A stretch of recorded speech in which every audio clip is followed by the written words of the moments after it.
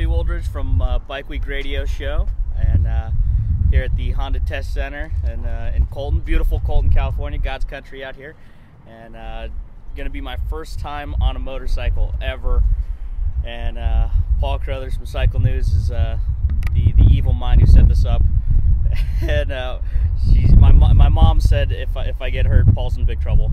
So if I get hurt, Paul's going to have to answer to a 5 foot, 105-pound little Asian lady. So for Paul's sake, I hope I don't get hurt.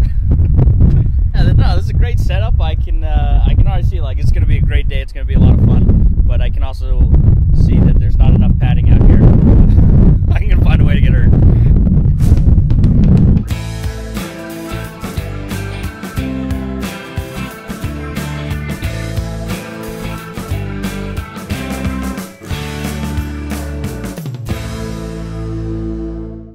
Stupid hurts, so clearly they came prepared for me, and I got this part down for sure, and it sounds like I'll work on this part throughout the day.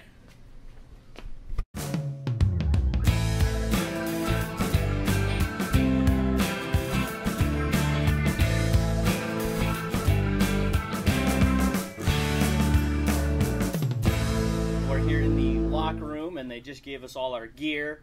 And she gave me too much stuff. I already forget where everything goes and everything. So I'm assuming boots. We got looks like elbow or knee. I'm gonna assume this is probably my cup, and then pants or something.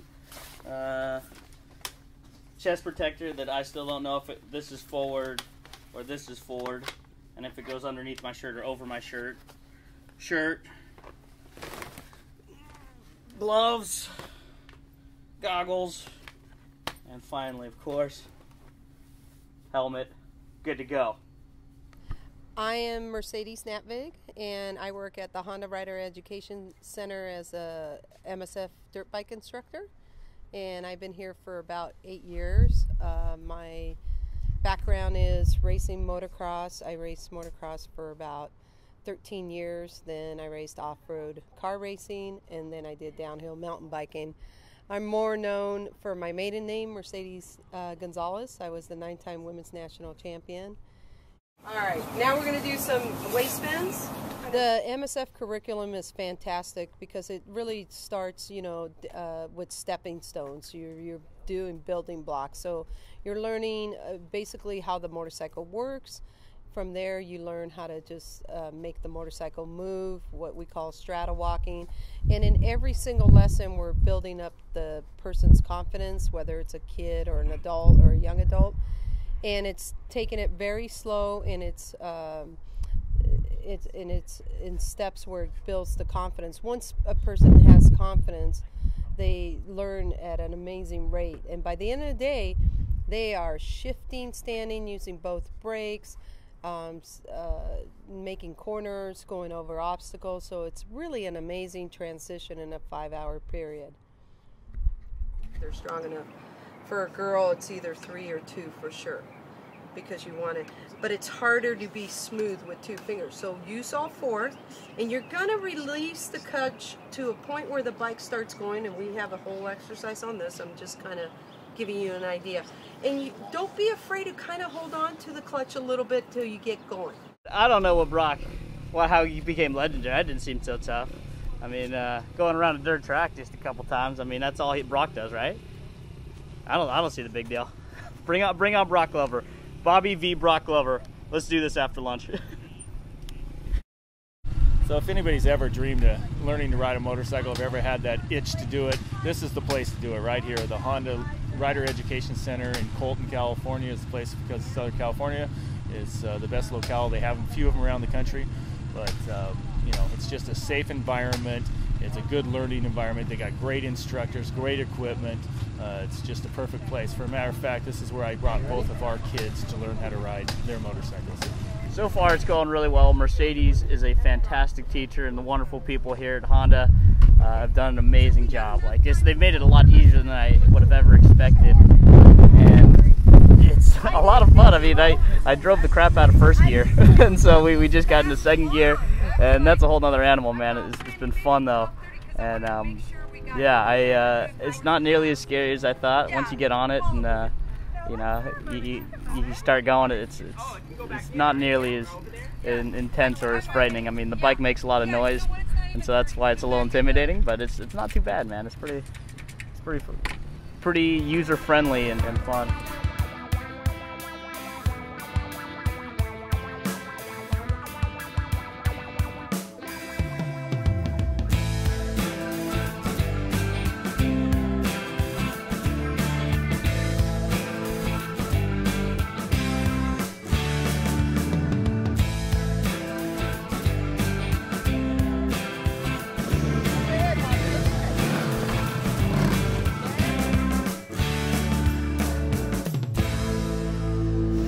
Okay, here comes Bobby Woo. Here he is. His first attempt at some Supercross whoops. Woo! Hey, pretty good. Day was amazing. I am night and day to where we started.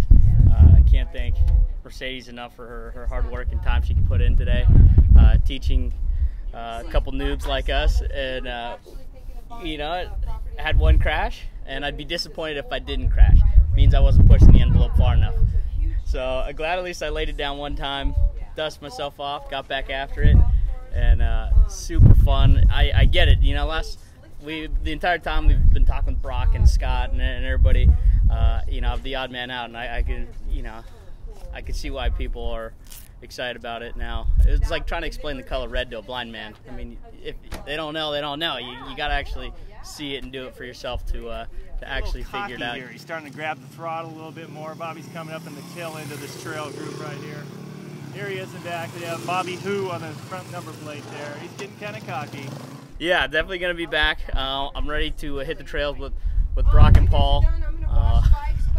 I definitely owe him one, at least a beer or two, for setting everything up. I mean, this was great. So I'm ready. I'm ready for the real thing now. Ready to take the training wheels off and throw me into the lion's den.